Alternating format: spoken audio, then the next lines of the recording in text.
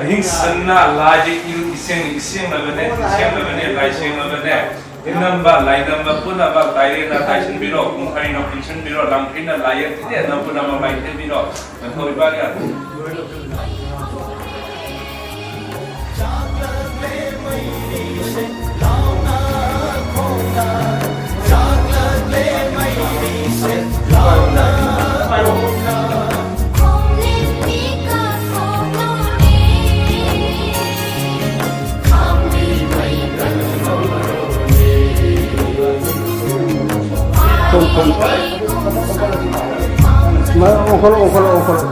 Okalo.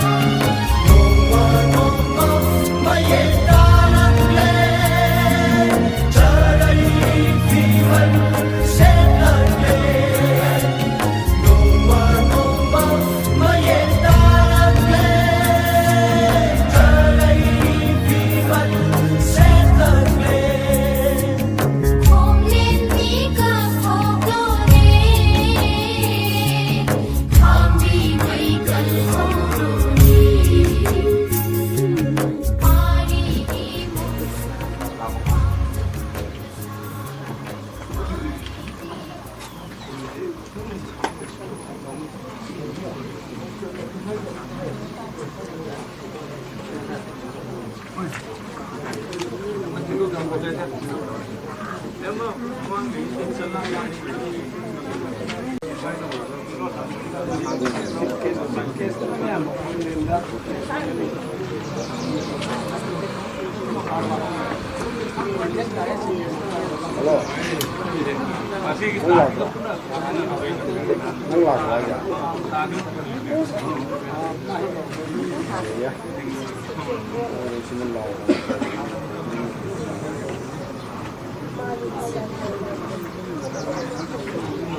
âm bay cho con mi mà đi nó có.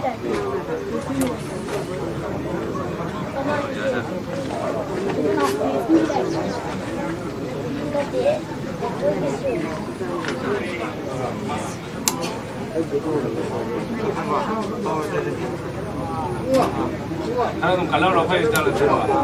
ada mai.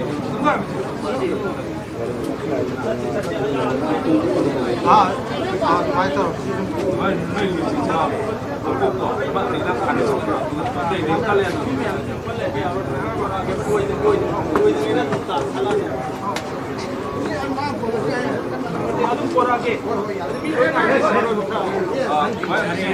Itan na adum laki.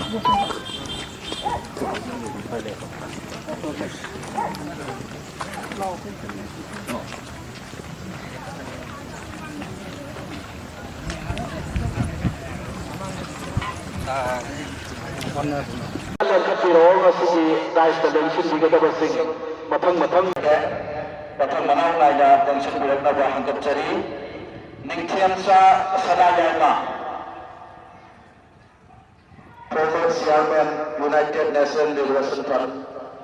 ko je patham nanga lensi bidana ba ko sindare patham lensi bidana kare patham da Jerusalem Program Chairman Justice Committee on Anglo-Manipuri War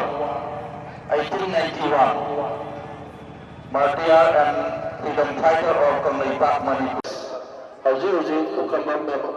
Director of Sports at University Bujo Patham Nangda Lengsin Binana Kausanjari Matang Lengsin Burakani Matanga Haresur Goswami Writer and Social Activist Haresur Goswami Dr. Annie Bohal Professor in Yoga Manipa Lengsin Binana Kausanjari Rumatanda Sapam Baiga, Retired Joint Director Art and Culture, Government of Manipur Buso, Patham Nangda, Lengsin Binana Kausanjari.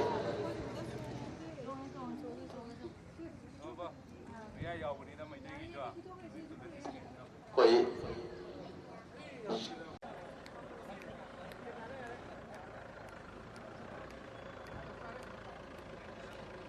Patham Nangda Lengsin Binana Kausanjari. Mathangda Nangom Tomar Vice President Bukramba Kazau Memorial Trust. Hauji Bukramba Kazau Memorial Trust ki Vice President ki thogai purbi ba Nangom Tomar Maite. Hoita Lengsin Binana Kausanjari. Mathangda Professor R.K. Chandra Kumar Singh Elias Landai, former Director of Sports at University Bujo, Patham Nangda, Lengsin Binana Kausanjari. Matang Lengsin Birakani, Matangda Haresor Bujo University Kanchipur Bujo, Patham Nangda, Lengsin Binana Kausanjari. Rui Matangda Sapam Baiga, Retired Joint Director Art and Culture, Government of Manipur Buso, Patham Nangda, Lengsin Binana Kausanjari.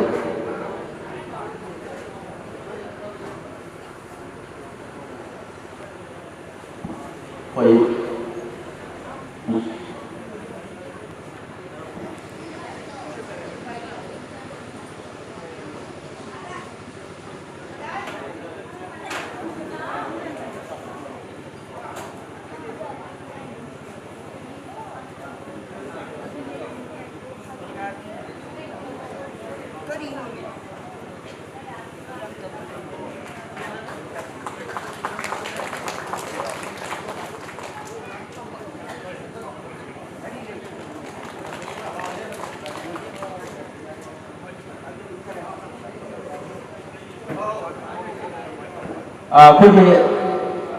Special ꯏꯟꯚꯥꯏꯇꯤꯁꯁꯤꯡ ꯑꯩꯈꯣꯏꯒꯤ ꯂꯦꯞꯄꯒ ꯂꯩꯕꯤꯔꯤꯕꯁꯤꯡꯗꯨ ꯑꯃꯨꯛꯇꯪ ꯑꯩꯈꯣꯏ special ꯏꯟꯚꯥꯏꯇꯤꯁꯀꯤ ꯐꯝꯐꯝ ꯂꯥꯡꯗ ꯑꯃꯨꯛꯇꯪ ꯌꯦꯡꯁꯤꯟꯕꯤꯌꯨ ꯑꯩꯈꯣꯏꯒꯤ ꯃꯅꯤꯡ ꯊꯪꯕꯗ special ꯏꯟꯚꯥꯏꯇꯤꯁꯀꯤ ꯐꯝꯐꯝ ꯂꯩꯖꯔꯦ ꯑꯗꯨꯅ ꯍꯥꯏꯔꯤꯕꯁꯤꯗ ꯑꯩꯈꯣꯏꯒꯤ ꯑꯇꯣꯞꯄ ꯂꯝꯗꯒꯤ ꯂꯥꯛꯄꯤꯕ ꯁ꯭ꯄꯦꯁꯤꯌꯦꯜ ꯏꯟꯚꯥꯏꯇꯤꯁꯁꯤꯡ ꯑꯃꯨꯛꯇꯪ ꯁ꯭ꯄꯦꯁꯤꯌꯦꯜ ꯏꯟꯚꯥꯏꯇꯤꯁꯀꯤ ꯐꯝꯐꯝ ꯂꯥꯡꯁꯤꯗ ꯑꯃꯨꯛꯇꯪ ꯌꯦꯡꯁꯤꯟꯕꯤꯅꯅꯕ ꯇꯧꯖꯒꯦ ꯑꯗꯨꯒ ꯁ꯭ꯄꯦꯁꯤꯌꯦꯜ ꯏꯟꯚꯥꯏꯇꯤꯁ ꯑꯣꯏꯅ ꯂꯦꯡꯁꯤꯟꯕꯤꯒꯗꯕꯁꯤꯡ ꯑꯁꯤ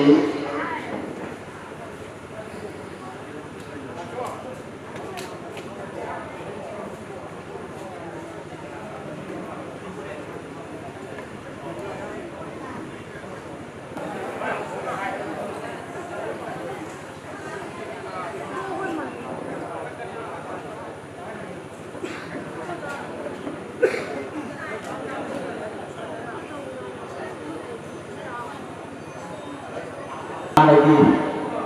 bukan bakal jauh dari Trustee Presiden di Pembangunan Pulau Pusuk Presiden dibaik di Pembangunan dan Sebenarnya Berkesunder.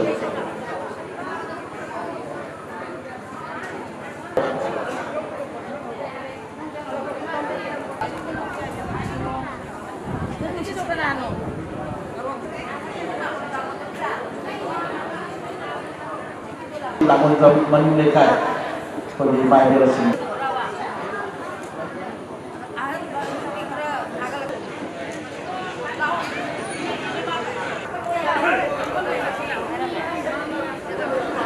Relasi kita terkecil di bawah.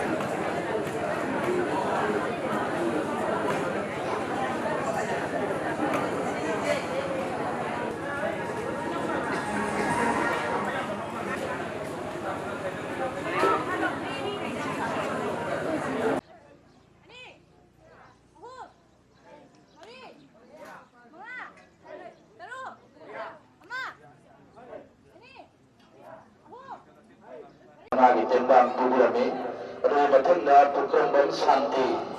namun mungkin lagi di bulan ini hari wasina lupa sama magi tembang apa Pubirami, ada batenda lekai number 3, Kutamong Muslim,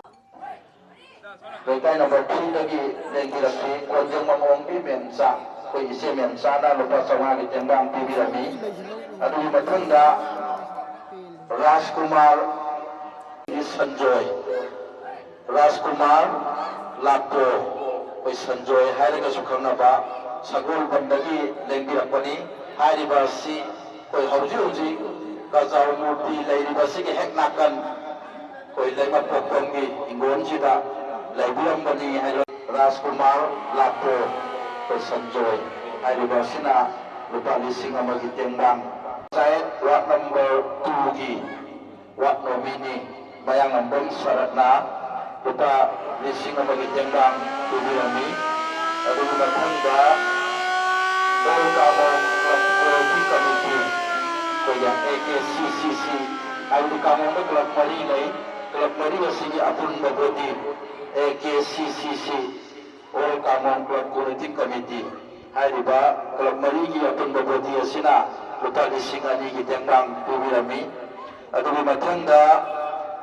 Ward number 3 Kamong Kampung Panchayat ki Ward nomini Moyang Tiang Sarat hari bayama sinasu utas songa gitembang Pubirami adu gimatanda apun ba mayla paibinlu hari basina lupa lising nama gitembang Pubirami jaga kalau na Pungsiba nung samba tiek takai jaba yai phaba punamak Tauna paibiramba ta aduni hojik koi mangda pusanbireba si koi masamakna paibiramba ta aduni miyam mangda hojik pusanbiraga koi thamjariba yese sakti kadaba singna hawina naba noruna ngisingga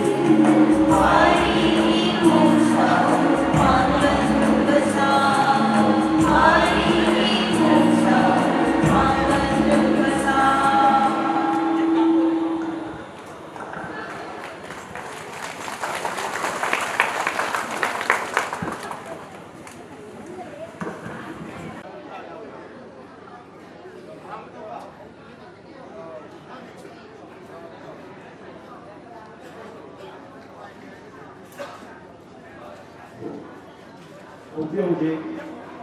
ꯄꯥꯝꯕꯤꯗ ꯏꯁꯤꯡ ꯆꯥꯏꯖꯔꯤꯕꯁꯤ ꯑꯊꯧꯕ ꯑꯁꯤꯅ ꯃꯃꯥ ꯂꯩꯕꯥꯛꯀꯤꯗꯃꯛꯇ ꯏꯃꯥ ꯂꯩꯕꯥꯛꯀꯤꯗꯃꯛꯇ ꯊꯧꯅꯥ ꯐꯅ ꯊꯋꯥꯏꯅ ꯊꯥꯗꯣꯛꯈꯤꯕꯒꯨꯝꯅ ꯑꯩꯈꯣꯏꯁꯨ ꯇꯨꯡꯒꯤ ꯃꯆꯥ ꯃꯅꯥꯎ ꯑꯣꯏꯕ ꯑꯩꯈꯣꯏꯗ ꯎꯄꯥꯜꯗ ꯏꯁꯤꯡ ꯍꯤꯞꯇꯨꯅ ꯎꯄꯥꯜꯗ ꯃꯄꯨꯡ ꯐꯥꯍꯟꯕꯒꯨꯝ ꯋꯥꯈꯜ ꯊꯧꯅꯥ ꯄꯣꯛꯇꯨꯅ ꯑꯩꯈꯣꯏ ꯑꯅꯧꯕ ꯄꯥꯡꯒꯜ ꯂꯣꯠ ꯑꯃ ꯄꯤꯕꯗꯨꯅ ꯈꯨꯗꯝ ꯆꯥꯡꯗꯝ ꯑꯣꯏꯅ ꯑꯩꯈꯣꯏ ꯑꯅꯧꯕ ꯄꯥꯝꯕꯤ ꯑꯅꯧꯕ ꯑꯁꯥ ꯑꯅꯧꯕ ꯂꯝꯕꯤꯒꯤ ꯋꯥꯈꯜꯂꯣꯟ ꯑꯗꯨꯗ ꯑꯩꯈꯣꯏ ꯄꯥꯝꯕꯤꯗ ꯏꯁꯤꯡ ꯆꯥꯏꯕꯒꯤ ꯇꯥꯏꯔꯦꯟ ꯄꯥꯏꯕꯤꯁꯤꯗ ꯁꯦꯡꯂꯕ ꯇꯥꯏꯔꯦꯟ ꯄꯨꯡꯐꯥꯏꯒꯤ ꯏꯔꯤꯛ ꯏꯛꯇꯨꯅ ꯑꯆꯨꯝꯕ ꯑꯁꯦꯡꯕ ꯊꯧꯅꯥ ꯐꯕ ꯂꯩꯕꯥꯛ ꯏꯖꯥꯁꯤꯡꯒꯤ ꯑꯗꯨꯒꯨꯝꯕ ꯌꯣꯛꯈꯠꯄ ꯑꯣꯏꯃꯤꯟꯅꯁꯤ ꯍꯥꯏꯕ ꯄꯥꯟꯗꯝ ꯑꯗꯨ ꯊꯝꯅꯔꯒ nusinya zamnya hanya barunya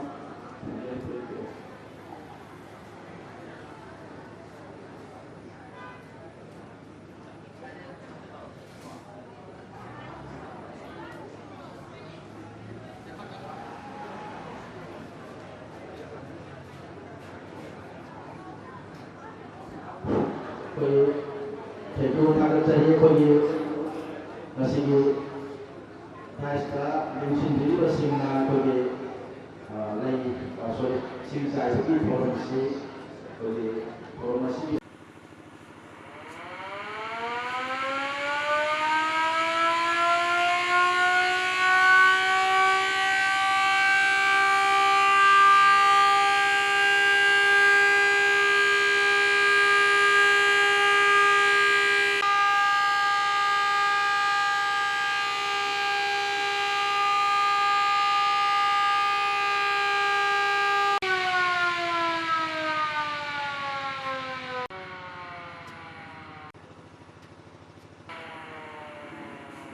Thank you.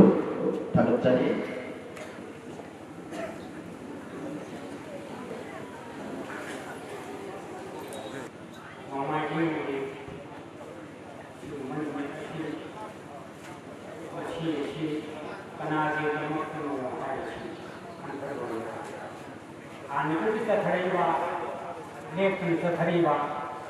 ꯊꯧꯔꯝꯁꯤꯡꯗꯨꯒꯤ ꯃꯅꯨꯡꯗ ꯅꯤꯡꯁꯤꯡꯕꯒꯤ ꯊꯧꯔꯝ लेगी मन असिगुमनि थिंबगी निमित असि चामगा कुथ्रा मंगा सुबा अदुगुम्बा अथौबा उख्रम्बा काजाव असिगुम्बा थौना फरबनिपा असिना अरोइबा याहित तान बनिने कांगलागी सना थुंदा असमाई तौतना याहित तान बनिपा अथौबदुगी अदुगुम्बी थौरबनि थौरमसिदा लेंबिरेइबा सलाइ तरेक्की असिगुम्बा ई अपनी हायना निंजगे असुगुम्बा सलाइ तरेक इमेओइसिंग नुपी नुपा अमसुंग अहल लमन थौना लेरबा निंगन्नबा लेत्रबा तुंगी उंगी रे लोर कतोबा अतुम थौना फरब खयासि उन मनंगसि अथौबुन वांगदा अमम्बा हायतना लेतना नमदबा हायबा लेतना असुगुम्बा वाखल इनो अमगा लोयना मफमसि लेता लई कतना अथुमा थौरम लापिरबा ख्वाइ पुनमको सलाइजा खुदिमको अमथुं थौरमगी मसी लेंथेंबिरिबा अथोइबसि पुनमको आई सुना अहामोयना रुंजबगा लोयना लमदमसि कोइबा लाइन थौ लाइनिंगि मफमता मुंसी मुंखांबा मसी लेपा किसिदबा तांजा सिदैसिदा हौरैबा हौसिसि मरक्ता मसी अखोइना पुमिन फमिनदना असुगुम्बा अथौबुन मफमदा एकलका तमिबा तमिनबगी ताजा फुबसिना अनौब इनो अमा पीबो ओरसनु अथौबगी हवाई गसी अपेन बसी ओरसनु हायना फाइ करामा पीबो फंदा आई आहान लोना नुलुकजबोय नुलुकजरी अखोइना इसाई कोदा थामी हरगा असिदा अखोइगी थौरमजिगी थौबो खरना इसिंग जाय बिसिगी मरन बेसिदा करिबुन खतम या याम मा अतै परिसुनते नौरब पांगी असी एखोइना ngasi योखपतादे हौरइबा इसा इशु फाइ पुनमक्सिंसे एखोइनि योखपा चप माने हाबा पांदमना असिगुम्बा लाइ सिंसि ngasi एखोइ ngasi नुंगि वारोलदि संग हे कयाम यावि असेंबो वारोलदि याम थुकना लेतबा अदुगुम्बा पांगिने ताइने पांगी लोइना लोइना ngasi मफम असिदा हाइबा ताइने फाइ अदुगुम्बा अखोगी तिंथौना खीबसिगी मरमसिगा याम नक्सनबा एखोई सलाइ तरेना असी थारोप यादबा पोषक अदुनि हाइसा असुम याम समझना लोइना लोइना असी तिंदिबा फाइ पुन मखिंसा आइना हाजिनिंगनि करिनो हाइबा एखोई से मसीगी निंहन्नबा तौररोइसी अथौबसि निंहन्नगी तबनि पानी अमा हेरकथु थौना लेना nasi mahama sidang haramba anggota Mr. Green Moku mangari adu magarawan antara sangka tangan dengan satu ayah ayah kita mau bilang bagi hari mati maya itu ekor apa pergi lokon naureng lokon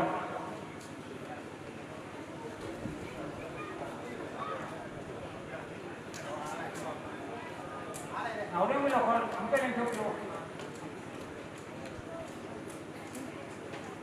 ai đó mà đang có nào nào ai đi nhắm bút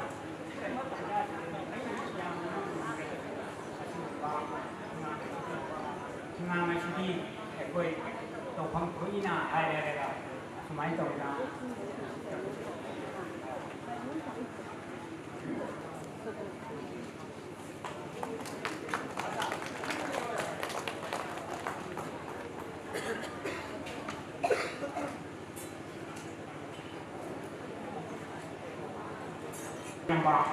सिगुम्बा एखोइगी यामबुंग निंगोना पंजब तारे ngasi मियाम gi marak sada awalang kai hagan thungdogi man एखोइगी सिगुम्बा यामबुंग सनायन asidi mahamda एखोइगी प्रश्न याम पुंगिदा निमोन ममgal loina lamjerga inawlo khona khudon samdirapa asugumba एखोइगी thimangasi एखोइगी chief guest oiba एखोइगी यामबुंग mahamda mutang नबीना एक ये कोई बात कोई यामों मखमदा कोई नामुंगी थी नामुंगी उत्तम गाती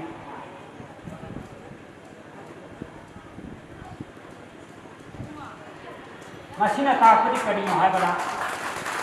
मतमदि निथौना मांगदा पिरामिबा थिनारमैबा थिएसे अखोइनि इयसे अङांगनि करम इ मसीना मसु ओलबा मतमदा ताइबंगि हक्चांग पांगन मयें ताइ असिगुबा फी असे अखोइना मतम चुपदा चिथन सिगन बतारबदि अखोइनि इ मसु होमद्री अखोइ मसी थौना हंद्री हाइबदि मदुगि नोंगि ओलबा वहन थौका मसी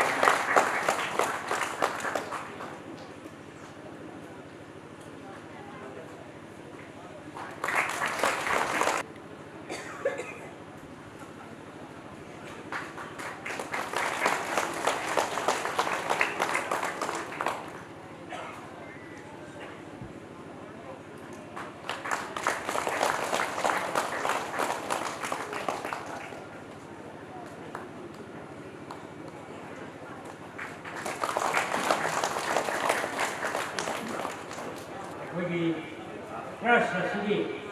Todan, President Todan, Logan, Equity, Namta, Savin of Nam, Simatan, Namsi, Sidam, Yadina.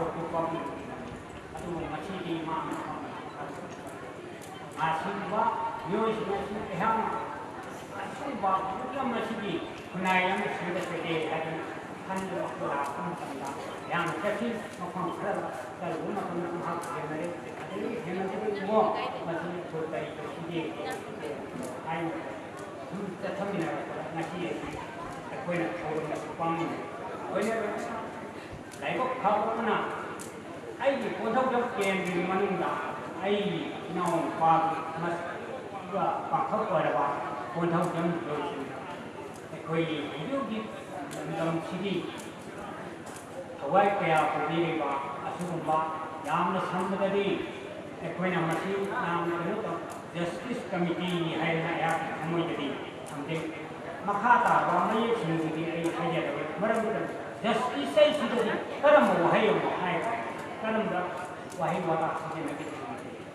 masin ende da ba Justice Committee masi yarme bi ba asan ba ina wa ji sai kana sunate ai ji da ba ai di maru kuman ko yama tam tham jendra ba kanana kari kari hai ni ba ले हम जाए अतो लेपा हम चला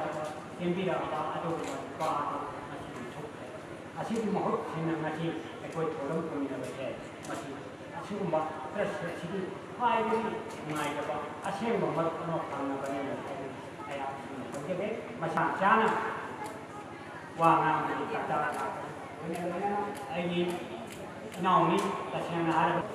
अरे शोर पछामी mayam di bamoni adu ni brahmoni ka haidina khandi gano madu ba ringat na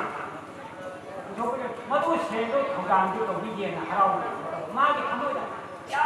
jam ne la ma hai ba khoi ni ka si chen chung da pa chaw wa ni da si to le ha na ma to ha ka ya wa ni ma to ko ba ma chi ko ma chi di ma chi kun ha ba ma ne adu ai ni da da ni chung jen ba ma tam tu da ai di nau ha ni chong ko sa ni tam tu da fresh wa pa han nam ko bi ye yo ai de ai ni chung jen ma chi na ne lo ni ma chi ai na hai ba nam ni ma ram di ka ni hai ba nam da ni shi ba ai di nau ha ni chong ko sa ni you know di ai ko ni ke ni ba ka ri awa ta le ni ye ai na ta tan chong chung ba ko ni ma wa ja si de na ya ne ke chen ko ram ni makun ani ba wa ni na ya ya ni na ke la pan a chen ba hai ba mi yo yu ko ram ka na ma si ye si ma ko ko ye se ma to na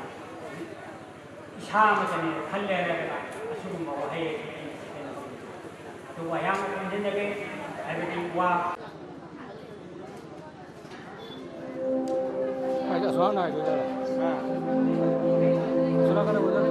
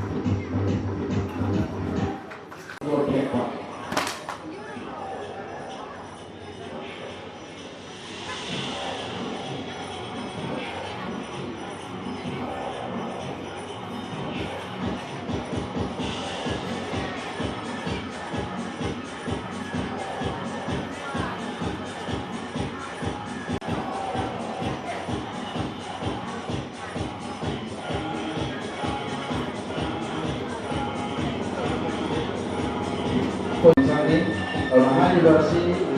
कोई yang pertama holding atau dua nama sekretari itu lah berbagai daerah yang sudah oke nah holdingnya maka kita tahu juga si untuk yang ada dan program yang akan kita kamu pertama sekretari berubah dengan satu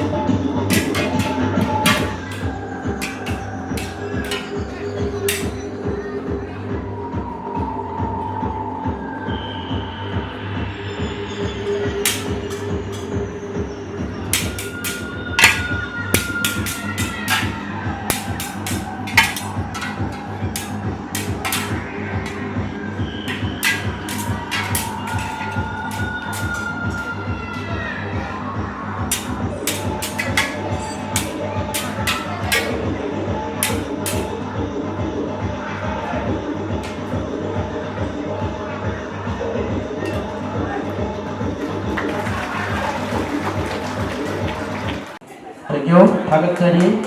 and Singjake, special invited Singi Maratagi, Amonsa Araba, Senior Advocate, Legal Advisor, Pukabakazao Memorial Trust Manipur, with Wapam Karatabiam Nabapo and Sirakosa. The Tungda, Sumba, London City, Yang South, Sanai Uba, London City, automatic Ushiba, London Vita Kadimak Highway Kalon, Adumba, a quite Kudimak Moriba, Malentin Ladiba, the Punkum on Mayaba, Magi Leva, Umbadi, Matona, Marinke, Magi, Indomitable Street and Careers to you. Guy Kunabaya, Pok on Mayaba. Adugumba, Atoba, Mitoki on the Pet Uba, Adumba, Mahaki. Say he Sama Contaminate to Samanga Suba, Mahama Tukiba, Numit, City Forum City, Tangal Tata, Lengsin Vidiba, Yamasu, Barumapangsu, Sinau, Kudimima Funda Yahabna, Ocean City. Loinana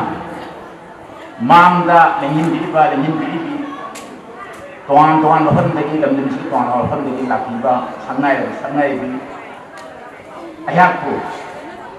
Hiram Amanatraga Amata, Taki, Tandiba, Mundiba, Mandibi, Kudimokima from the two young Puchen, like Gaibu say. The saying of Levak Ningba, if Imaliba Municipality, we go home to be told me. A koi Malin City, Machi, Maya, Amada, Kopia, the book. A koina, a koi Onham Lambda, Oiba, Imaleba, Adubu, a koina Nuxiba, Ningzaba, Matuki Namukta, Tabuk, Toba, Poksen, and a Toto Wives, a koi Lampadra told me. The same night when I see him, you see, Matam to play him at over lake. You will be Pussy. Tupanai, Sibanai, Koi Matamamada, Nangji, Vesu, Matamada, Soyna Sigani, Lengan Video, Kodimu to Matamada, Soyna Sigani, Aduba, Maleba, Sida, when the Poki, South, Adubumba, Atoba, Pokemon Kazao, Na Pokiba, Mapamni, Kalo Matamda, Adumitic South Way, Isamati, Solomon, Wang, the guy of Popani, Adubu, Haiba, Prohamu Kazao, Adumba. Mariba Nimba Mui Sinapok on Masida, Poxer Magadi, the cut. I other level Paladam Kaliadu, Maleba, Sida Poxy, he saw Toto Boy Kazauna, Imama Leba, Sida Poxy or Hopefully Sadi Poxy. The singer. I do not equina, Hingim, Madam Asida, Leba, the Magda Toto, what he said, then Padraba to whom Tolo told me. I don't know. Equina Leba. Asida equip batung will be Kimbon Moy, Batung in a Sieni, if I knew the ship, Sivan I don't know. I have Namatang Asida, Leva in Banu, Makazao, Duma Leva Linsiba, Atum Banu, Mark, Kazao from Dakadaba. New Yama in Yangi, Marxi, September 22, 1776, Marxi, Hen Toraga Hakimi, Mahaki Maninsi Mayan, Kandir Marina Tal Holana. Marxi American Liberation Movement, American War of Independence, Matamida Masi, Sipai Ramba, the Masi Spy Dogi, Masi British Paragam Hachibani, Mahakna, Hiramba, Pajaba Wahi Amakatli, Masidi Kazao, Hen or Wakan the Kalum Name, Wakan the Tali, Hideban the Tan, Polasina Hiramba Wapansi, Mahanga Hirami, Bapu Mahana, even that Hawaii Amakatibidami. Highba Tawai say, Lebagi, the Mutaka Toka Matunga, Amona, Pola. I Tawai, one of Tago was a Pangara Pamira, had say, Wakaga, Yami Mike. Madu, Mitoki, Londa, Imista. I only regret that I have but one life to lose for my country. I don't do it. I don't Mayam in a country of Lord Biden. Member of the House of Lords of the United Kingdom. Mana Boga had me, Mama Leba Kun, Sibangam Review, Kaliba after the Missing. But English Ilwanda de Mitota, he who loves not his country can lap nothing bahayam Masia dan Silo Posami aduga atop amana John F Kennedy mayan khamir mani American president ohiba John Fitzgerald Kennedy man haram phadabam sule laibal ki damukta nahangna kai tawri laibal ki damukta nahana kai tawgati hai bisi hangada me aduga laibal na nahak ki damukta kai tawgada hai bisi nahana hai basi mitopta ask not what your country can do for you ask what you can do for your country hai wa posaksing ase makhoina aikhoi leiba adumba thoba petrek oihiba adumba ka yawi tabu mathangi wangang loina kausun rage Masnam Joy Kumar Luang, former secretary Bukamata Rao Memorial Trust Manipur koi wapum kara thabiam naba podium sita kausun gar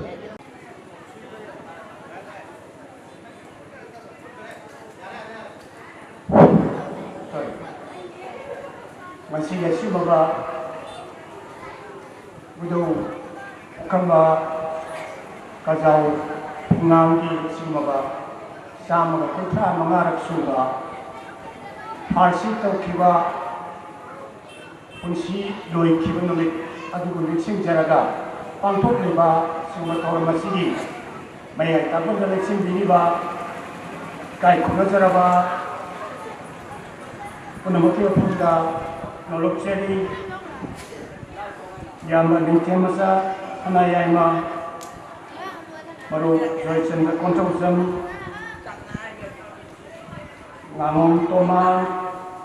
Professor R.K. Chandrakumar maru Harisol Goswami yama Dr. N. Gohol loinana maru sapam baigya punamaki apunda kokongja bakal loinana Mam Connection Biliba, special invitees amasung audience punamaki apunda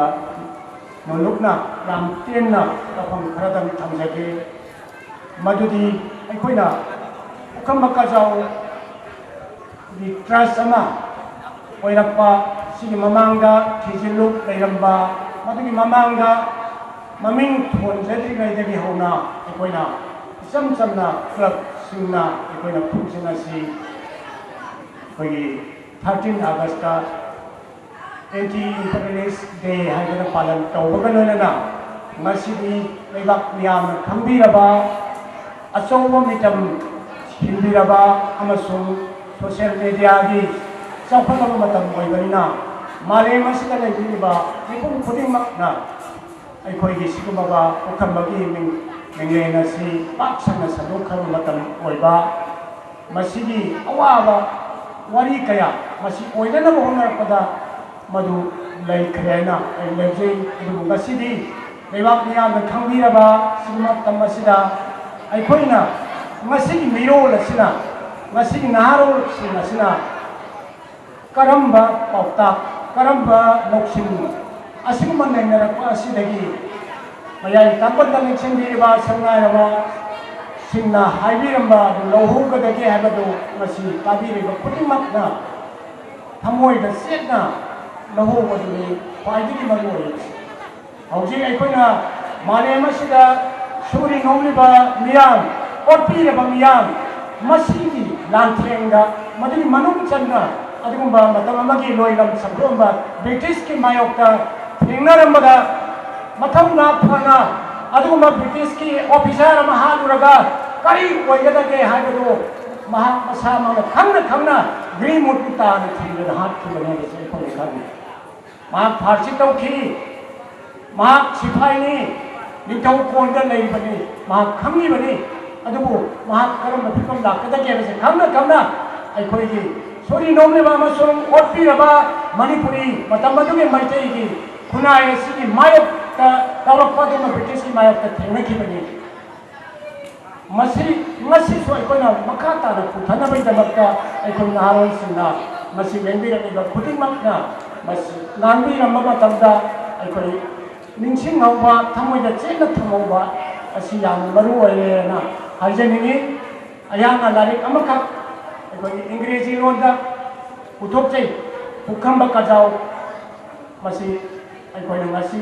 mamang खरगी चही खरगी mamang उठोक चखिबनी मसी तसेंगना अखोइ पृथ्वी की एक अतोपा even Britain की अदुबा अखोइना पंजाब ता British Kharga intellectual खरगो गजो मतमदा अदि Africa की करी की पृथ्वी के अतोपा लेबा कयादा मसी लाइ असे पिजे खरगो मयामदसु हंगीदा मैदमता कॉपी करा खतन असिने थमजरी सिलोगिना बाहायजरी दुगलोइना मयाम पुनमकना अखोइ सिगुंबा फंक्शन असिदा नांगबी रंब पुतिमक्की मखा पोना मथंग सहीदा अमसुंग इम्फालगा पुकतना मसीगी लेबिलिबा अखोइ जस्टिस कमिटी के लोइनरगा इम्फालगा पुकलगा असोबा फंक्शन सेमिनार सिम्पोजियम पांथोक गनबी दमक्ता अमसुंग अखोइगी पुकम कजावी मसी अखोइगी मांग लेलिबा माकी खुसुता यामन यामबा सिमता सिबु थंबा याबा अदुगुम्बा म्यूजियम अमखतन कांगमो मसिदा सोइदना थमलंबा हागसे कोइ पुकम कजाव मेमोरियल ट्रस्ट की वासकनी लोइनना जस्टिस कमिटी की तेंबांग अमसुंग मणिपुर दा लेलिबा निपुंग खुदिमकी तेंबांगा मसी सोइदना ओहेंबियु हाइना हाइजेबोनना मदाम सादा सम वाफम खतन तेंबिने Invitation की मरक तकी अमुक्तंग कौशिन जके मसनाम मोहेन लुवांग वांगदाई लांगोन हाइबसी कोई वाफम कितन थंबिरम नबा कौशिन जके असुम नबा कजाव खम्बाय खंदरबा खमसना खंदरबा मसीगी माय विथवा मा हवाई नि सिंगोना कांगोगी कजाव क्रस सेबिदना असुगुबा निसिंग तो ममा पांगोला बुनुता सेबिरिबा सेबिलांगिरिबा रससु आइना नुवाइबा की काई कुनबा उबुसरी लोना ngasigi कोई मांगल इंजन दिलवा इकाई थनबदा मति चारवा रिक्वेस्ट मिंगोइना हु अंगलु दिलसु मयाम पुनमना खुदो हेंगोन खंगिरबा कोई यामु सनिक्याबु आइना इकाई थनबा कोमनोना सरी लोना आई समझन जगे कोई दाई करेंसी दिलवा कोई रिसोर्स पर्सन आदि प्रेसिडेंट असिगी साइ तो दिलवा पुनमक अमदी लेंगसिगी मफम असिदा कोई कदाव क्रसने सिलिबा असिबु अमदी कोई उखंबा पिंगांगु नुसी बिदुना महाकी महाकी हवाई मेरेलु यंसिंग बिदुना से कल कतंगी तो की तंका यंसिंग बिबो फाइन पुनमको आइना अमुकासु अंदर काइतुने Matanga ay mayang mapangdawa kong karanang ay pagdage ay ngasi mapamasil lecture si kahi ni pung si mamangda ay mapamsila ay jaramba niyo yamani aduga ay mapamsila ay isagi wili nausa mapamsila sawa kamo di mikin sagay di imong amagi masa luina na ay hote Langgol di wangday miti kay hari mama kamadula ay lejare adugo lamisi lagi ay wangday miti kay hari wangday nate ay sama ay na mapan lamda tatuk kasin tawuna lagi makan matamama ay na kasama rasa lagi instructor lagi neda nakalenda mapokong miti union hay mamil yami madu कोई मोंग Marin के आकार में ऐने मुंगुगा मुझे मियाँ से कुछ इंदना कोई इना मुखा कोई याम्बा औदा मनिहार लाए हुए थे महाकंडोइनर कमाना माने कोके नहीं अलो महाना कोई यूनियन अदुगी लीगल एडवाइजर वगैरह का कोई मतलब ममता कोई पुरमने न कुंबा आइना याम्बा अदुगी कोई Presiden William Baksa Dumani Makoi adagi da foto bikuman din live with मकोई मैम अदगी ओजादी खोय आई खंग ताना मपा मैम ले मकोई के ई पाउ से कनर हो मतुंदा मकोक सुन यूनियन दगी आई जनरल सेक्रेटरी होइना मपान द तारि बमेटे इंसा खुदिंग मणिपुर दा मरो खुंगोल लेजदब कांगू से मसी अमुक हन्ना खुदा लेता यानन बगी दमता अखोइना मदु जेबाव खोंखांग कया पीरे हारेगा नागालैंड ट्राइब लौना मपुंसी चुपमांगदौबा अदगी आसाम की वजाई कसार मसीदैसिदा लेरिबा मेटे मितासिंदु जेबाव वपाव पीरे हारेगा मदुइगा कोकोचना खुदारिबा ngasi wangde metai lekai haidna hanadi halakun